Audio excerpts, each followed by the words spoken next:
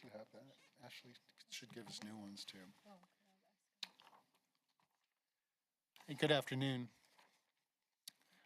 This is February 3rd, 4 p.m., the City of Las Vegas Parks and Recreation Advisory Commission meeting. Items listed on this agenda may be taken out of the order presented. 2 or more agenda items for consideration may be combined, and any item on the agenda may be removed or related discussion may be delayed at any time. Backup material for this agenda may be obtained from Lou N. D. Holmes, City Clerk, at the Office of City Clerk, 495 South Main Street, 2nd floor, or on the city's webpage at lasvegasnevada.gov. With that, I would like to go ahead and call to order and have a roll call, please. Chair Becker, Here. Vice Chair Niger, excuse Commissioner Armenian, Commissioner Gabray, Commissioner Keller, excuse Commissioner Zamora, Commissioner Burgos, Commissioner Cornwell, Commissioner Robinson, Present. Commissioner Vokitz, Present. Commissioner Jones, excuse Commissioner Wool, Commissioner Sleazer, Present. Commissioner Taylor. Present. You have a quorum. Excellent. Also, I'd like to make an announcement regarding compliance with the open meeting law. Are we in compliance? We are. Excellent. Item number 3 is public comment. Comment during this portion of the agenda must be limited to matters on the agenda for action, and if you wish to be heard, come forward and give your name for the record. The amount of discussion as well as the amount of time any single speaker is allowed may be limited. Do I have anybody here for public comment? Great. I would like to take this opportunity to just remind the commissioners of a couple housekeeping items.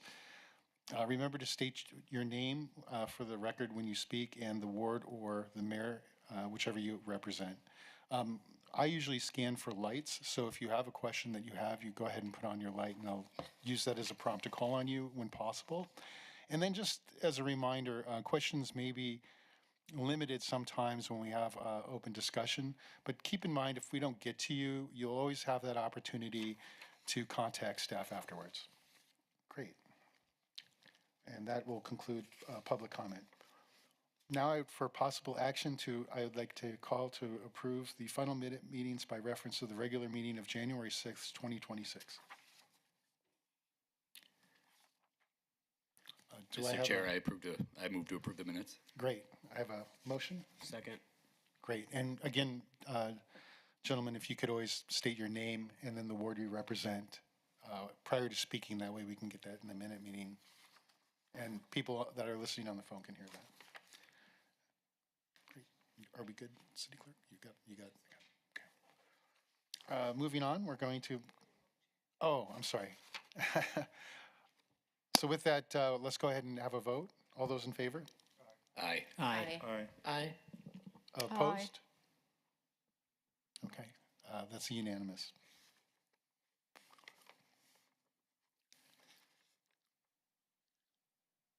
Agenda item number 5 is a report by the Department of Public Safety regarding the review of arrests, citations, and calls for service in the city facilities, all parks, all wards.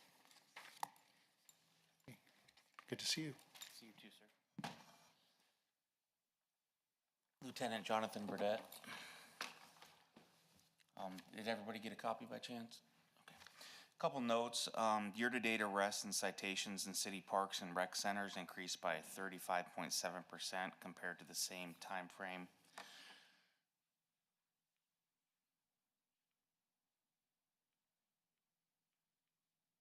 There we go. Same time frame in 2024. Activity increased the most at Gary Reese Freedom Park due to increased proactivity by patrol.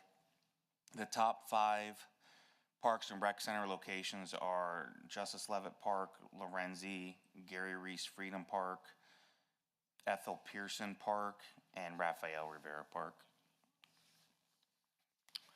For Ward 1, the number 1 arrest or violation for arrests and citations was park closure hours, and the number 1 location was Gary Dexter Park.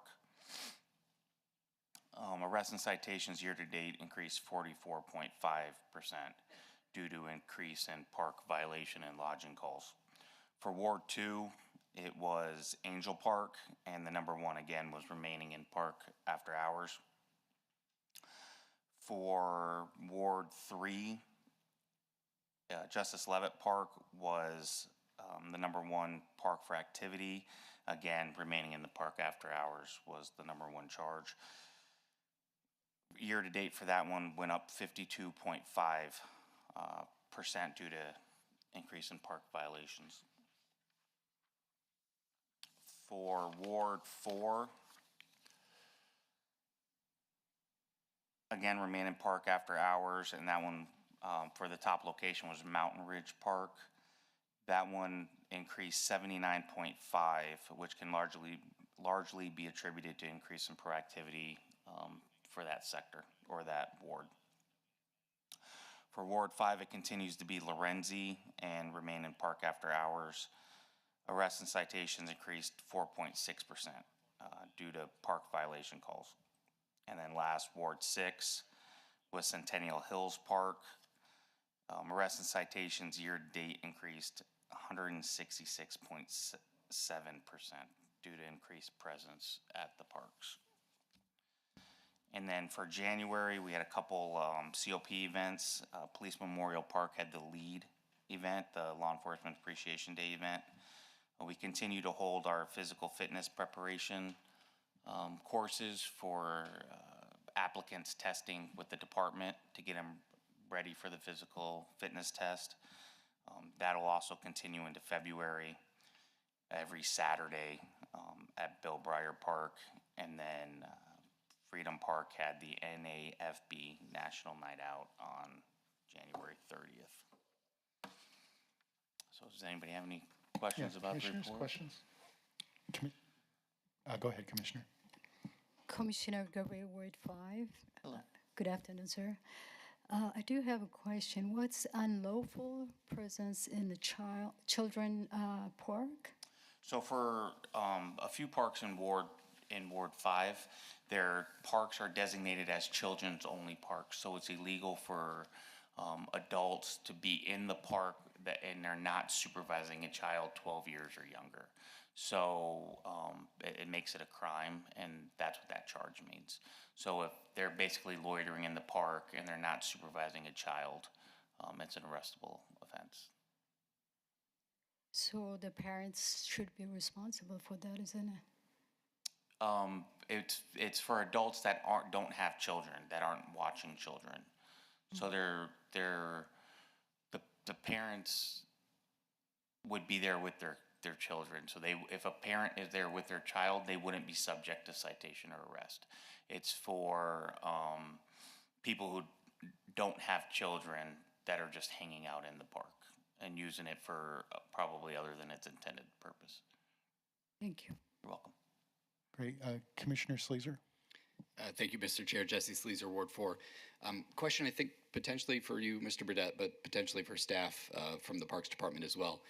Is there an established process that when a significant occurrence happens in a city-owned park that you as the Public Safety Department would notify the Parks Department and then the Parks Department would notify potential users of the park? And the reason I ask, we had an unfortunate event at Mountain Ridge Park recently where there was a fatal overdose that occurred not too far from fields 5 and 6. And we were fortunate as Mountain Ridge Little League that we were out of season at that point, but it did raise the question among our board and among parents of if it were to be in season. It was very in the morning, I believe, when the fatality was discovered. Is there a process that you would notify Parks and then Parks would notify us? I don't believe there is a process in place unless the park needs to be shut down for some reason. And I don't know if we would have shut the park down for that particular incident because I believe it was far enough away from the fields to where we could have contained it. But I don't believe there's a process to notify patrons if the park is closed. We usually just close it down and place officers at every entrance and just prevent them from entering. But I don't believe there's a public announcement system unless Parks could chime in. And so Pat O'Meara, Deputy Director, I'll chime in on this a little bit. So oftentimes it will go up the chain of command over in Department of Public Safety. And at some point, the watch commander generally writes up a report and then we get it. Now, time between when the incident happens and we get it often depends on what their staff load is like, what other emergencies they're paying attention to, those kinds of things. When we get them, sometimes the issue, sometimes the announcement is more along the lines of yesterday, this is what happened in the park. And here's the wrap up of it. So there's not always a time where we would get it in sufficient time to notify our patrons, but we would, if let's say there was an active investigation, there was some sort of ongoing thing that we become aware of that's still ongoing, we would do our best to reach out. So sometimes we are notified of them, but it's generally in the hands of the turnaround, whether we can actually notify the user or not. Thank you to both gentlemen. Appreciate it. I hope that answered your question, sir. It did. Thank you.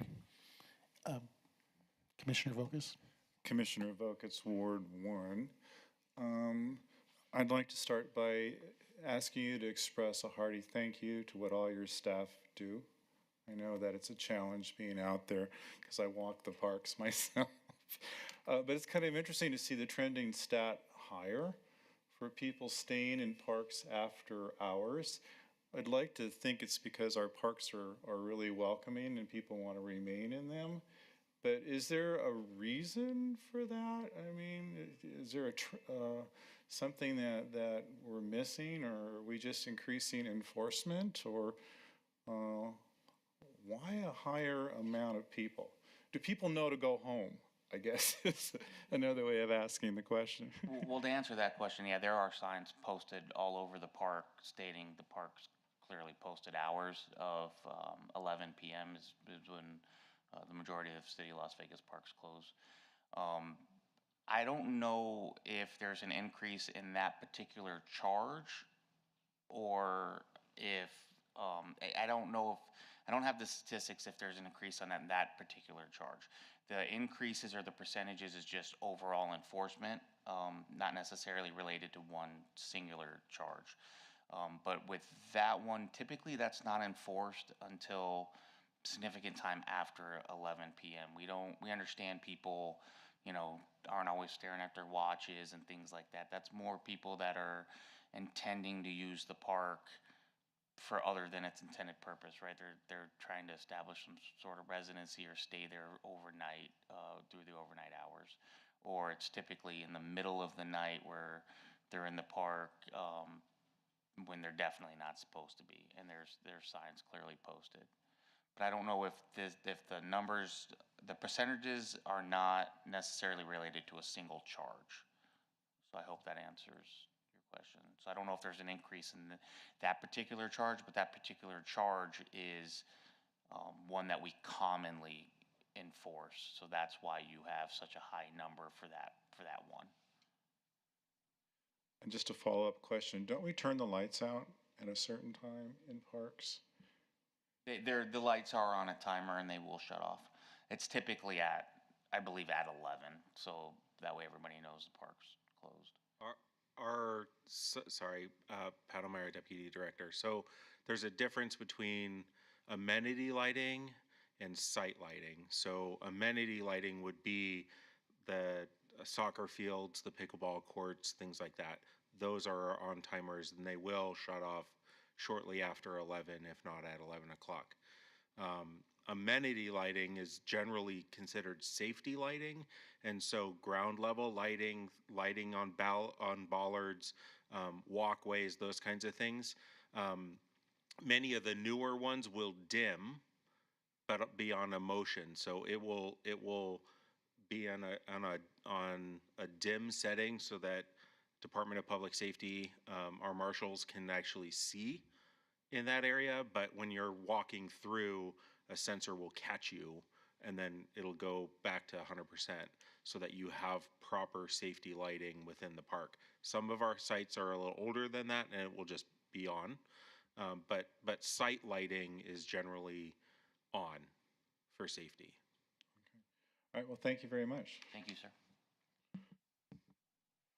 Great. Any other questions, commissioners? No.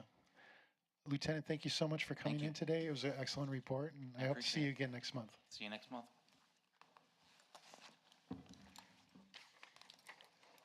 Moving on, we're going to go to agenda item number 6, a report by Steve Glimp, Parks and Grounds Maintenance Manager regarding maintenance updates all wards. Filling in for Grounds Maintenance Manager Steve Glimp will be Deputy Director O'Mara. Good afternoon. As you can see, I'm not Steve. My name is Pat O'Mara. I'm the Deputy Director of the department overseeing Parks and Grounds Maintenance and Recreation. So I will pick up for Steve, who is unfortunately out of the office this afternoon, and talk to you a little bit about a few of the projects we have going on in our wards as usual. So in Ward 1, we just finished resurfacing the tennis courts and converting one tennis court into 4 pickleball courts at Bob Baskin. I believe that the handball court was also resurfaced at that time. And so there's some good site improvements over there. We are working on some ADA improvements over at Charleston Heights Arts Center this month. Ward 2, we did some updates on through ADA on the Hualapai Canyon trailhead. You can see some different color concrete in there. Those of you who have a good screen in front of you, for some reason when we built it, the pad with the bench was not connected to the trail, and so it was not ADA compliant. So now we've filled that in, and you can actually roll over and sit, or if you're able to walk, you don't have that transition that causes an issue. Next up, we are going to be working on finishing the All-American Park parking lot with seal coat and stripe that. We have about half of it done now, and we anticipate trying to get the other half started by the end of the month. Ward 3, we did seal coating of the pavers in Boulder Plaza. That's a regular process that we'll do about every 5 years or so. And we took care of that this last month. One additional thing that we did, we shut down J.C. Leavitt Park for about 2 weeks and did some pretty deep cleaning, high impact stuff in that park while we were there. So we planted a lot of trees, especially in the dog park area. We replaced the playground shade covers. We did a lot of painting, updating on some of the landscaping, got a lot of that kind of deep cleaned and taken care of. And then did things like remove the old bike maintenance station that had been vandalized beyond repair. Additionally, just prior to that, one item, and I'll kind of do a call back to the safety report. One of the main issues was in the park past hours. We have actually hardened all the gates at this park now. So it's a full gate closure at all the man gates, and it is actually a full gate closure for the vehicle gates. So it is significantly more difficult to get in after hours when the marshals come and shut it down after 11 o'clock. So I think that will help with those numbers. Obviously, that was very high, but it will help us to keep the park shut down at night when we don't want activity in there. We are coming back in this next month or so to do some more significant soccer field repairs on the fencing that's there. It's a normal thing after a bunch of wear and tear. So also toward the end of December, we opened the Police Memorial Playground. That was a project that kind of dovetailed in with the larger remodel of Police Memorial. Many of you who were with us this last year heard about the renovation going on up there and the closure of the full park. After we reopened it, my team went in and replaced the entire play structure. So we have a lot of accessible features there, a lot of ground level features there, several sensory type play features there that will be, it's it's a very usable play structure out there. We did some adjustments, some new trees, new concrete work, all of that. It's very beautiful, super fun to play with. So if you have kids or grandkids and want to bring them, that's a great new spot to go. We're also working on this month out at Majestic. We're going to be updating the dugouts at Majestic with some fence slats that will help with shading and like climbability and all that kind of stuff for safety. So that's coming up in the next month or so. We've done a small level renovation to Ethel Pearson. This is mostly in-house work. This is not one that we went and designed and contracted and bidded out. This was stuff that we did pretty much internally. We converted the former asphalt rink into a futsal court. We resurfaced the basketball court. We added gaga ball. We did a lot of trees. I think we put in over 30 trees into that park. And even though it is nearly done, we will be replacing the chain link around the park with wrought iron to match the fence on the northern end of the park. So that park is getting some much needed love. The Keonge Ahsoka playground is next up. That is a pretty large play structure with a very large shade that's built in, and so that has taken some time. That will receive a new shade structure coming up here soon. I believe it's in the mail now, so on its way to us. One of the projects we took care of in Ward 6 was regrading and compacting the horse trailer lot at Bradley Bridle. That was in need of some love for sure. We're happy that we were able to get that done. And then we have a handful of Eagle Scout projects that will help us to repaint the corrals and fencing in that area at Bradley Bridle this next month. Often we get a lot of questions about where we are on a lot of different projects. This list right here is everything that I could remember for parks or amenities that we have either in design or in construction. This is one reason my job is never dull, because I'm dealing with a lot of these along with my counterparts in administration. So give you a little bit of an update on where we kind of stand on these projects. So on the design side, we have Firefighters Memorial Dog Park. That's in design to convert a turf area into a dog park. It's about 60% design now. Lorenzi Tennis Expansion. This is a SNPLMA project. Those of you who are new may not know what SNPLMA is. SNPLMA is the Southern Nevada Public Lands Management Act. We will talk about that probably 2 or 3 times this year. Essentially, it's a granting process through the federal government. When they sell land in Southern Nevada that they manage, we get a kickback on that in the form of this granting program. We apply for the granting funds, and then we're able to do things like this. So Here's Park is getting a renovation design right now. That is about 90%.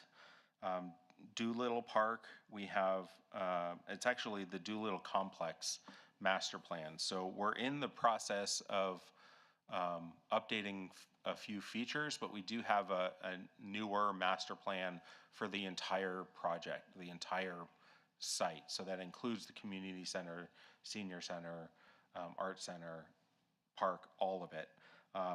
And we expect to have a meeting in March, so I'll bring you the actual date at our next meeting for a public meeting where we will discuss the master plan with the community.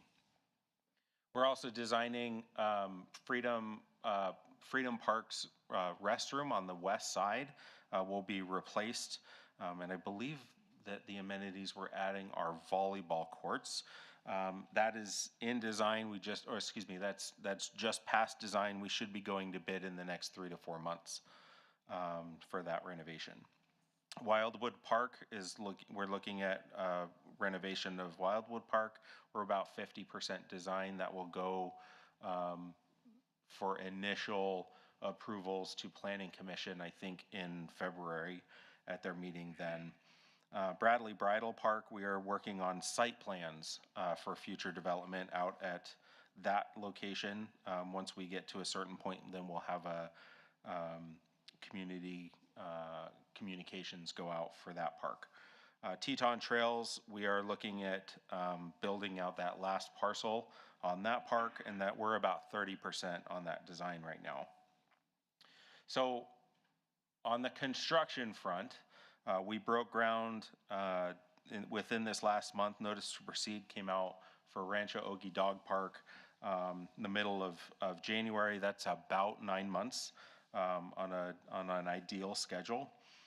Ansan Sister Cities Park, that one we are under construction now. We should be completing that in the next 3 or 4 months. Regional Aquatic Complex, that is scheduled to end. Substantial completion is within the next couple of months. We are expecting right now, although things could change, we are expecting to have that open before the summer months hit. Let's see, Angel Park renovation. So we are working on a few updates to that location, primarily as it relates to the bathroom there. That will be a renovation. And then I think some adjustments to the tennis court and some additional tree plantings and things of that nature. So that one is, we're preparing the construction bid package now, so we should be in construction sometime late spring, early summer. Fitness courts.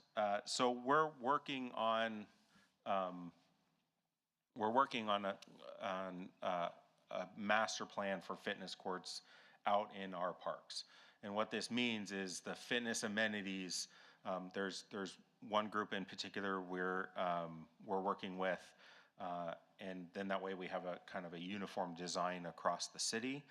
And there are apps for users to be able to participate, and of course you wouldn't need them either, but we are working on those. We have 2 that are scheduled to be completed sometime this spring, and we'll bring fitness courts back as a specific item in the future so that I can go through that a little bit more in detail.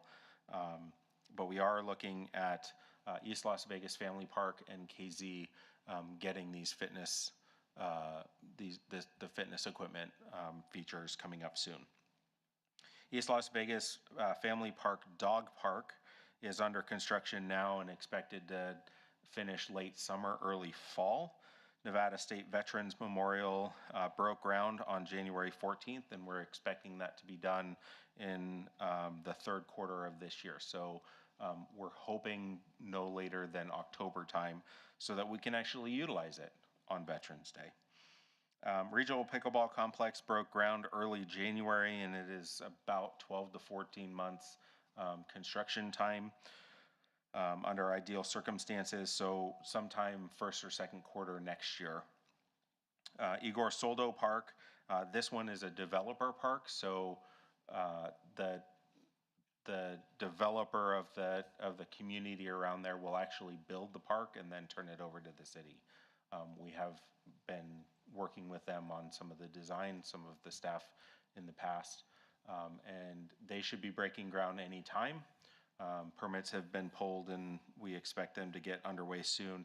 Once that happens, we're expecting it to be about a 12-month turnaround for us to take that over. And then we have a new bid that hit the streets on Monday, the Centennial Hills Park Playground and Play Structure and Splash Pad. That will be completely replaced, and it will, we're out to bid now we expect that to be a 4 to 6 month process. It's a pretty large park to be replacing. So I can answer any questions over the report that I've just provided. If there are other things, you're welcome to share those with me offline as well, and then I can address them at a future meeting. Excellent. That was an excellent report, Deputy Director. You filled in nicely for Steve. Well, Yeah. I'm learning. Commissioner Sleazer, go ahead. Thank you, Mr. Chair. Jesse Sleazer, Ward 4. I think there was so much good work that was highlighted there, Mr. O'Meara. You might have jumped over the Sky Canyon Park bullet. So do you mind just touching on that really quickly? Thank you. I sure did. Sky Canyon Park, that's the third from the last one there. Actually, I skipped over several, or two of them. I will let Lisa handle the Doolittle Active Adult Center because she is covering that in her report. But Sky Canyon Park is actually, we have a parcel that will be, it's going to be utilized for a metro substation as well as a park. So this is a construction project that's probably in closer to the 18-month timeline. We have recently broken ground, and it is under construction now. But the contractor is tasked with building a full metro substation, parking lot, all the amenities that they're going to need to do their job in that location, and then also a park for us. So we will have, we're going to call it a practice field. We'll have a small patch of natural turf. There is going to be an obstacle course, a play structure, picnic pavilion, bathrooms, things like that. I think that we're putting in a small walking path and that kind of thing. So we expect to take that over at the end of the full construction timeline. So we're not expecting to see it soon. For those of you who don't know, and even those of you who do, the location of that is generally on the corner of, let's see, Hualapai and Grand Teton, I believe, are the cross streets. We don't have the corner. The corner is a Green Valley grocer, but we do have the L-shaped 3 parcels behind it. So, thank you. Great. Commissioner, question? Hi, Commissioner Cornwell, Mayor-elect. A couple things. Do you have any obstacles planned for Bradley for the horses, or no? Is that in your? We're too early on that. Too early right on? now, Okay. we're working on site plans. So essentially, we're looking at options for the different parcels and what the configurations might look like to Okay. then bring them to the community and see what they like best before we actually go into full design. Okay. Do you need any input from the community at this time on what they would like there? No, because we're looking at multiple different options for what to put on those parcels, and then the community will have their input Okay. on which of those items they like the best. Okay, understandable. And then I would just like to thank you for all the work that's being done at the Healing Garden right now. It's going to be amazing when it's done. A lot of, things that have been a problem from the beginning, are going to be no longer. So I appreciate all the love and support that you give us at the garden. So thank you. Absolutely. Great. Additional questions? Seeing none, Deputy Director, thank you so much for that report. Thank you. Moving on to agenda item number 7, we have a report from Lisa Tover, Recreation Manager, regarding the Recreation and Center updates, all wards.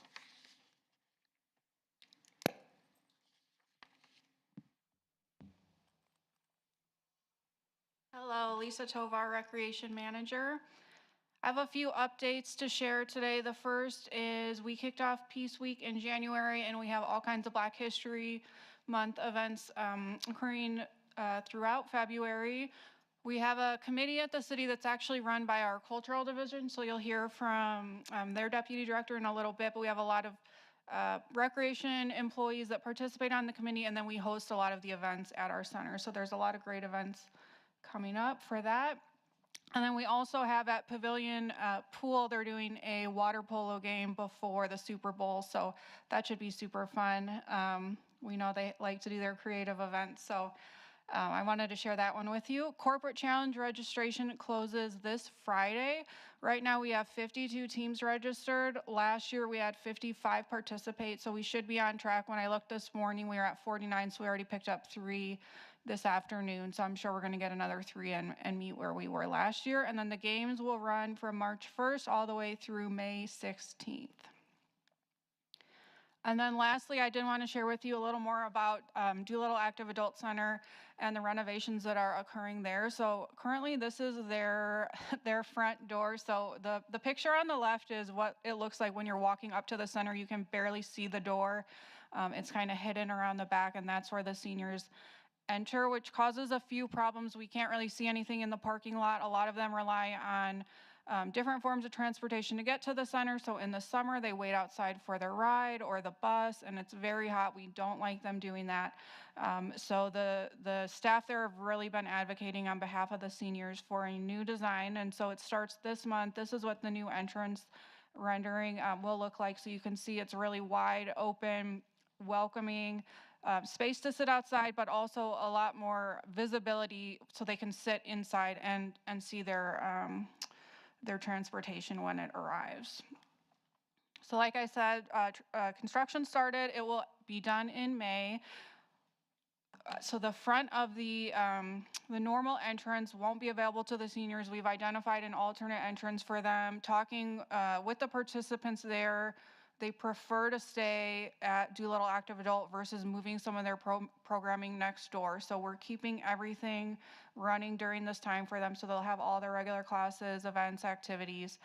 The parking lot will have a portion of it shut down where they'll be staging some of the equipment for the construction. So we've been working with the school across the street who uses it for Car Loop, and as well as Doolittle Community Center. We're gonna have the staff park in the back lot, so we have as much spots as we can available to the seniors during the construction. And that's everything. Do you have any questions? Go ahead, Commissioner. Commissioner Gilbert, Ward 5. Good to see you, Lisa.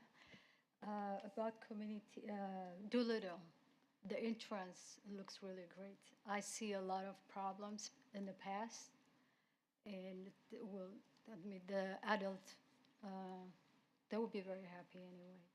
So another problem I see also the parking. It's very, very difficult to park there, and the line is faded, and they cannot see that, and they're parking, and is that going to be improvement for the parking? Pat, do you know if that's a part of this project, or we can? So that's not specifically called out in the project. The area that they disturb with staging and things like that will be restored if there's that necessity. But we had been wanting to do it through my trades crew and Parks and Grounds maintenance a while back, but knowing that this was coming, we put it off. So if it's not done through the restoration portion, it will be taken care of shortly. Now, it may be after the new fiscal year. Those kinds of things, of course, are always a consideration. But similar to the way we're taking care of All American Park with redoing portions of the parking lot, we would come in after the fact and take care of that. So Thank you. yeah. Thank you, Lisa.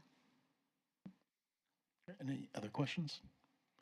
No, I guess you stunned us to silence. All right, Yeah. Thank you so much for your report. Moving to agenda item number 8, we have a report from Jennifer Clevin, Deputy Parks and Recreation and Cultural Affairs Director regarding cultural programming awards. Hey, welcome. Hi, thank you so much for having me. Jennifer Clevin, Deputy Director, Cultural Affairs Division. I'm really excited to share what the Cultural Affairs Division does, and I tried to make my presentation a little bit more aligned with the ways we intersect with Parks and Rec. So I thought I'd get started with our public art division. Public Art and Galleries oversees a number of public art projects, and we have 5 galleries throughout the city of Las Vegas. We are funded through an ordinance that was established in 2003, the Percent for the Arts. This allocates 1% of CIP dollars to the Municipal Arts Fund.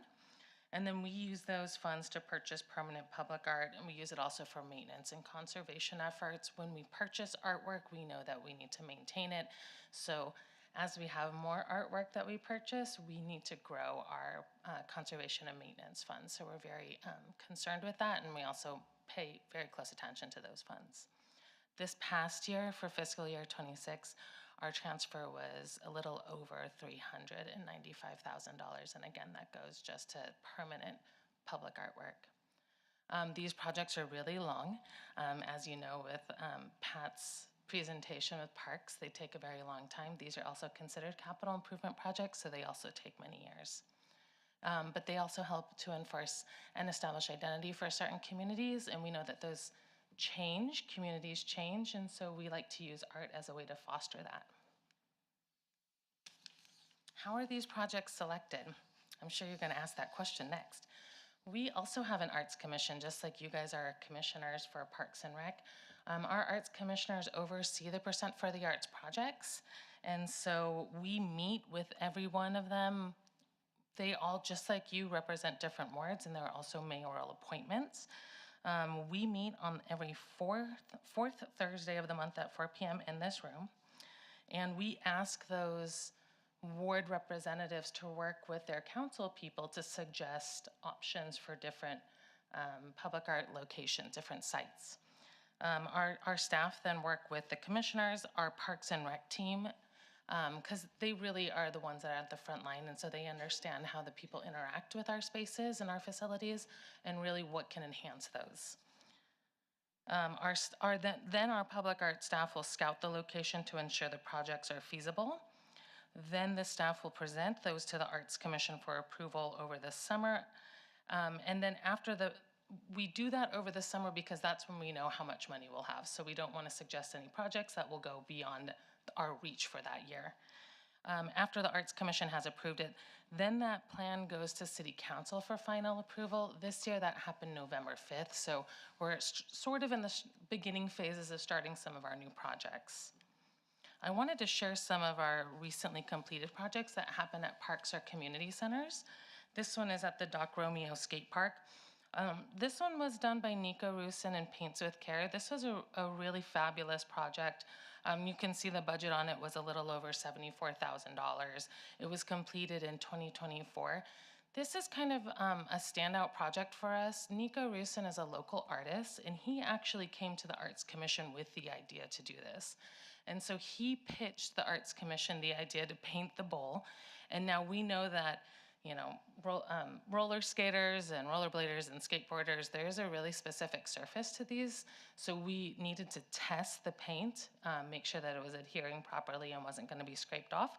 So once we knew that this project could be successful, the Arts Commissioners voted on it, they approved it. Again, it went to City Council, it was approved, and so this was the outcome. You can see in the smaller photo that there is a family that's working on the project.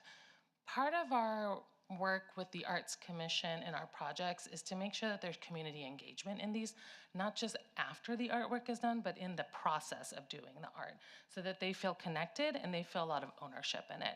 So I'm really happy to say that this project is still in really good condition. And I'd like to believe that a lot of that has to do with the people who came to the engagement, and so they protect it. So they go out and they make sure that no one is messing with their artwork because they take a lot of pride in it. This is one of our more recently completed projects. This was at Mirabelli. This was just dedicated in the middle of December of last year. This was by artist Matthew Murphy. He also goes by Black 75. He's a member of the ISI group of muralists. This project really came to us from the center staff at Mirabelli. They saw the impact of the mural that was placed on the East Las Vegas Community Center, and they wanted to kind of grow that community connection through the arts. So they worked with our public art and gallery staff to really select the location that would have the best impact as people were driving by or as the community members were coming to their location. They identified these walls. They were part of the evaluation panel. And so they really had a lot of buy-in of what artwork was going to go on the walls. So really it was the community center staff that selected Matthew Murphy. And he also, again, had to do a community engagement project. So during summer camp, he taught all of the kids, everyone at summer camp, which I'm not sure that he realized he was getting into, but 50 students how to paint a landscape. So it was a lot of fun. He learned a lot. We see these opportunities as a way for artists in our community to grow as well. So this is growing his skill of presentation. Another one of our current projects is the Here's Park tile mural. This is gonna go on the restroom there. This will be part of the upgrades that are happening, so we won't actually implement this program, although we have selected the artists. We won't implement this until after the upgrades to the park are done. The Centennial Hills Tile Park mural. This is in progress right now. We're in the final stages of selecting the artist, and this should be done by the third quarter of 2026. Again, this will go on the restroom. What we found is it's been really wonderful having Cultural Affairs and Parks and Rec connected because it makes these projects so much easier and we get great buy-in from our colleagues. And now I'm happy to share our projects that were approved for fiscal year 26. And you can see that most of these are either at a community center or at a park. So we have the Stupak Community Center mural, the Arts District Garage mural. In Ward 4, we have the Cimarron Rose Community Center mural. In Ward 5, we have the Doolittle Pool mural. And then in Ward 6, the Pop Squires Park mural. We also have an artwork purchase project that helps us purchase artwork like you see around the building here. So indoor art that we program not only at our Civic Center and City Hall, but we also program them at our community centers like East Las Vegas. The public art map project, this will actually create a map so that people can view it online or pick it up at one of our locations and they can go on their own self-guided tour. We have a conservation and maintenance fund, and then we also have contingencies. As we know, projects can go over budget on occasion, and so we like to leave ourselves a little bit of room. Okay, great. So now I'm gonna share with you where those murals are gonna go on these centers. So at Stupak, you can see that this is gonna go kind of on their back building. This is west facing and north facing. And we hope that the mural is gonna bring color and vibrancy to this center.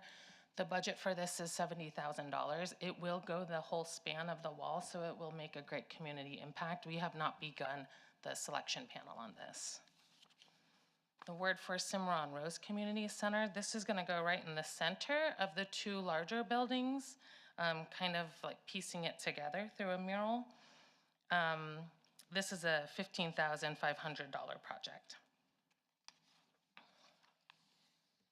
The Doolittle Pool mural, this will go on that entire back wall that you see in the image there. This will be a $70,000 project. For all three of these that I just showed you, we have not begun the process yet, but we will always work with the community centers, and they will really be the stars on our evaluation panel. We want to know what they want because they know what their clients want. And then Pop Squires Mural Park. One of our big goals that was identified in our public art master plan was to bring art to every ward. We know that Ward 6 doesn't have as much public art, so we make it really intentional to program that area. And so we identified this smaller building at the Pop Squires Park, and so we will place a mural on that one as well. That is for $15,500. And so now I wanted to share a little bit how our performance and festivals division works in parks. We activate the parks with really different types of events throughout the year. We try to take a break during the summer because we also know that it's unsafe for some folks to be out there in the middle of the day, including our staff. One of our most popular festivals is the Bluegrass Festival. It's held at the Centennial Hills Amphitheater. That'll be on Saturday, April 11th from 11 to 7 p.m. And our headliner this year is Sierra Hull, who's featured on the image here. She is a virtuoso mandolinist, a 6-time Grammy-nominated artist, and a groundbreaking songwriter. She's recognized for her acclaimed albums A Tiptoe High Wire, 25 Trips, and Weighted Mind. She's also a 7-time IBMA Mandolin Player of the Year, the first woman ever to receive this honor. She has played at the Grand Ole Opry, the White House, and at Carnegie Hall. Her artistry has earned praise in collaboration with legends like Alison Krauss, Bella Fleck, Dolly Parton, Brandi Carlile, and Billy Strings. So we have a staff that are dedicated just to programming these areas throughout the city. We also have the Caribbean Heritage Festival at the Sammy Davis Jr. Festival Plaza located inside of Lorenzi Park. One of our upcoming events is the Caribbean Heritage Festival, and that's going to be on April 25th. This one really celebrates the Caribbean area broadly with different types of dances and singers and performers. We also will have the Kazuna Festival there. That is a Japanese heritage festival. That'll be in March. In my division, we also help plan the mayor and council events. And for some of you, you may have met Christy Garnish. She has been doing that for many years. She does a great job. I wanted to highlight some of the work that she does. In Ward 3, you can see this image here. I was most recently taken at the Thanksgiving luncheon at East Las Vegas Center. And then she also helps plan Cowboy Christmas and the car show at Floyd Lamb Park. We really see that the parks and the community centers are great resources for the community, so we try to drive attendance to them. Annually, this group works on about 500 events, so they work with all of our council members and the mayor. And then our West Las Vegas Arts Center is located near the Doolittle Community Center. This is located in the historic West Side, and they're really focused on expanding arts education, but really specifically arts education related to the African diaspora. And so I thought I would share just a couple of their signature programs. The Boys and Girls Rites of Passage, this is a 13-week program for teens, and they work with mentors in the community, and they celebrate through a crossing over ceremony during Kwanzaa. It's a really beautiful experience, and then this is also a pipeline for our Performing and Visual Arts Camp. Both of them kind of work harmoniously like that.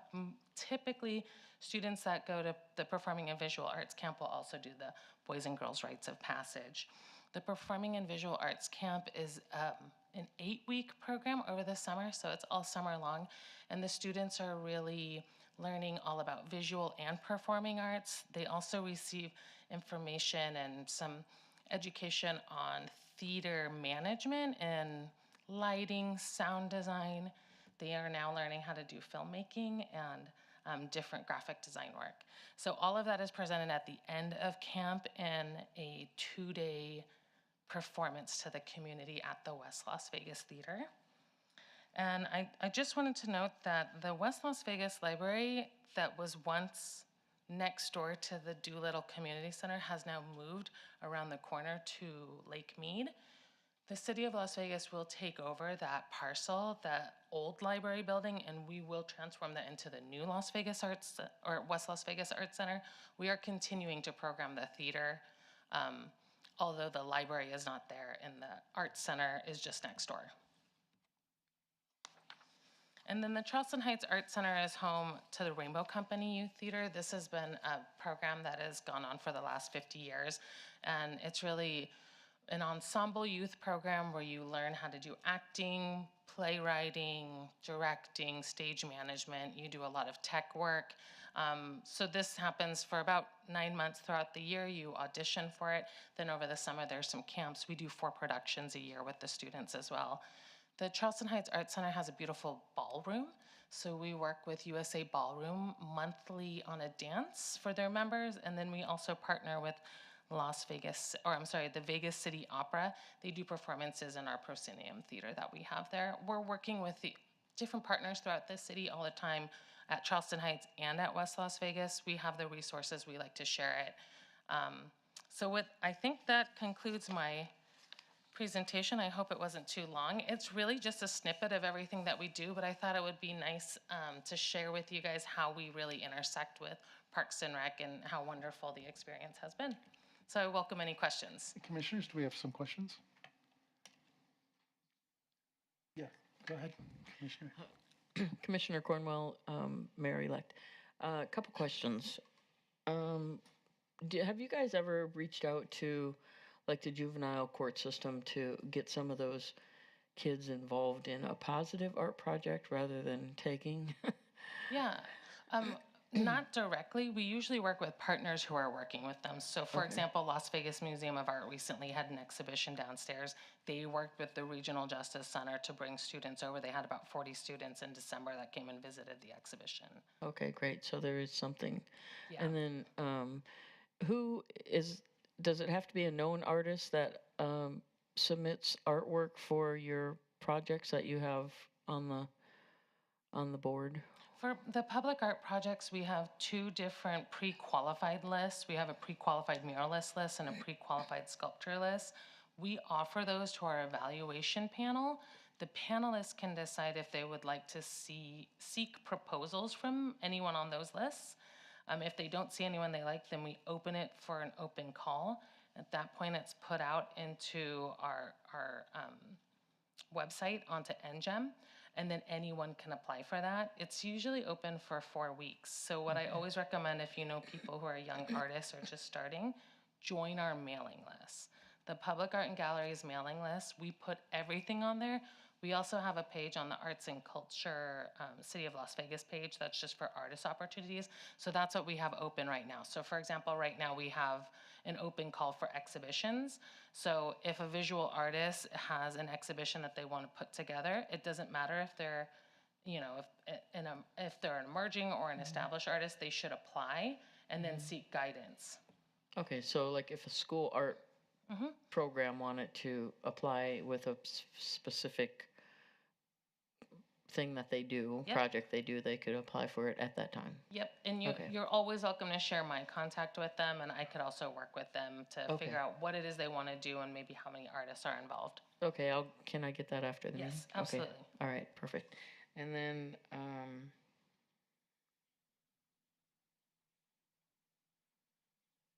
I can't read my old notes, so hold on 1 second.